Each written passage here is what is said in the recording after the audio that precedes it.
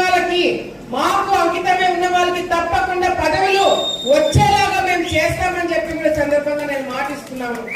ఉదాహరణ శ్రీకాంత్ అన్ననే. శ్రీకాంత్ అన్న పార్టీకి కానీ కుటుంబానికి కానీ చాలా వరకు ఫస్ట్ నుంచి అండగా ఉన్నాడు. నేను లోకేష్ దగ్గరికి శ్రీకాంత్ అన్నని తీసుకుపోయి ఫస్ట్ నుంచి అన్న చేసినవన్నీ కూడా ఒక ప్రొఫైల్ తీసుకుపోయి లోకేష్ అన్నకి ఇచ్చినాం, చంద్రబాబు నాయుడు గారికి ఇచ్చినాం.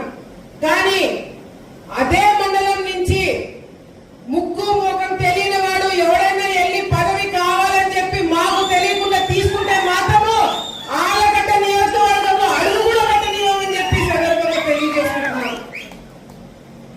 పార్టీ నుంచి మొదటి నుంచి ఉన్న వాళ్ళకి మీరు పదవులు ఇస్తే ఇవ్వండి, లేకపోతే అసలు పని చేయని వారికి పదవి ఇస్తామంటే కూడా అది కరెక్ట్ కాదని చెప్పి పార్టీ దృష్టిలో కూడా మేము పెట్టడం జరుగుతుంది.